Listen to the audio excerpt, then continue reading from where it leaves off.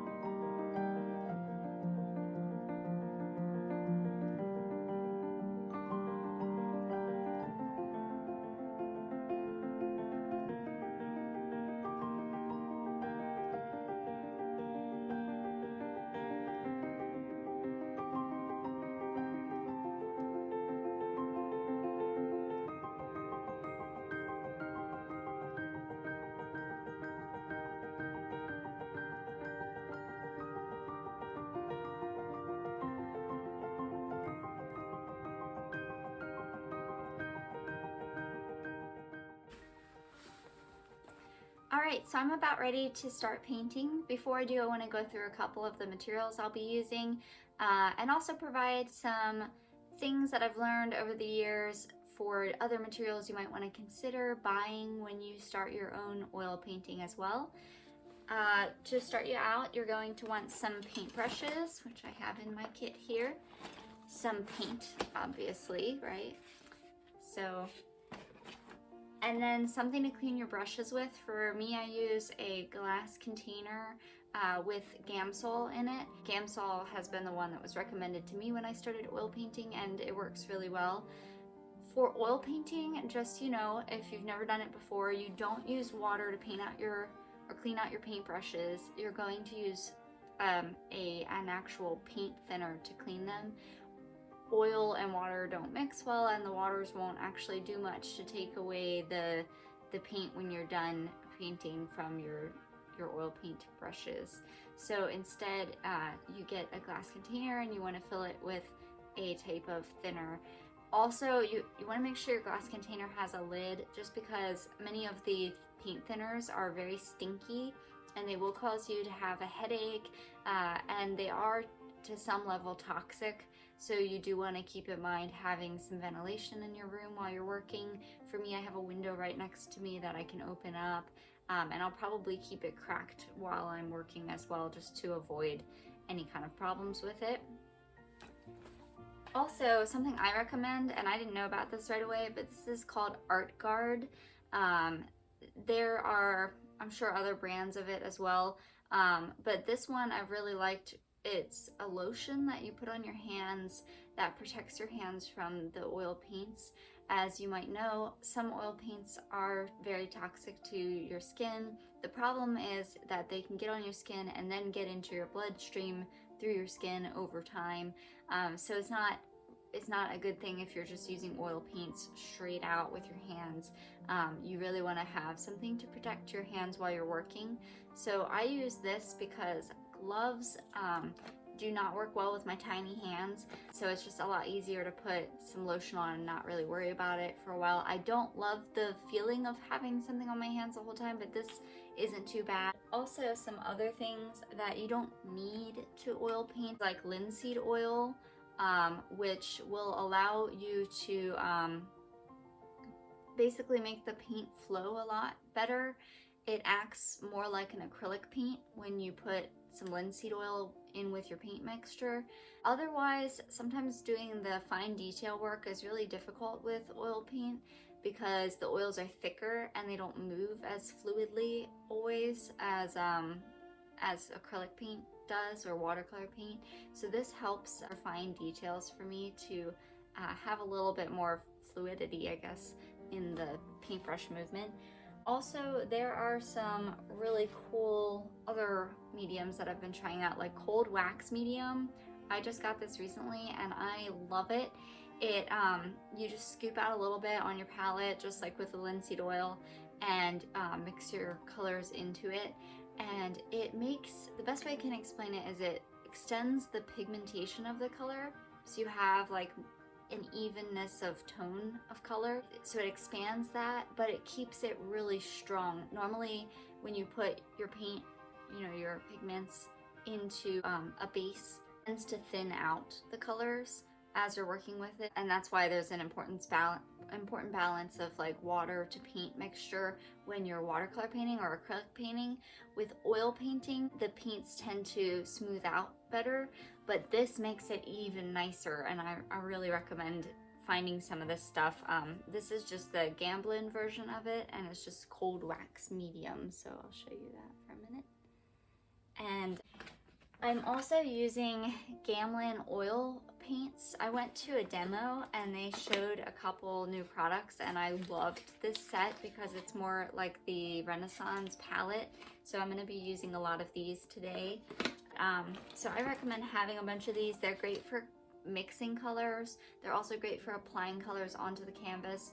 And the cool thing about them is that when you apply them, apply the paint, it doesn't show any brush line. Also, I've seen Bob Ross videos where he uses it for water. He uses it for pretty much everything. You can do fine detail work with them. They also range, in sizes. When you're done cleaning out your paintbrushes, it's nice to have a brush conditioner. I usually just clean my paintbrushes using the Gamsol in the jar. And then when I get them mostly cleaned up, I go ahead and I just use this. And this is nice and compact, so you can take it with your kit. They also have big tubs, so you can just keep one of those at your studio or at your house when you're working. And yep, you just rub it in there and then let your brushes, you can let them sit in it, or you can also just wash them out at that point. I like to just clean them, let them sit.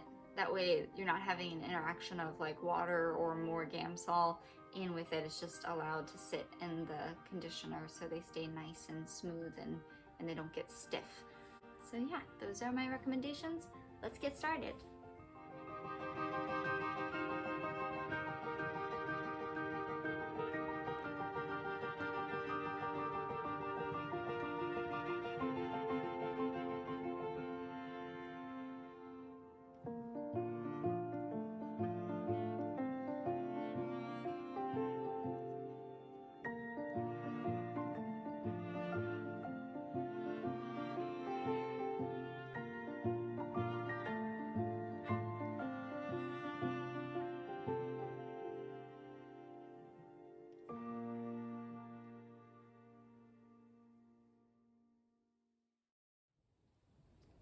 I just finished up the underpainting, and next I'm going to work on adding more lighting, value, shading, texture.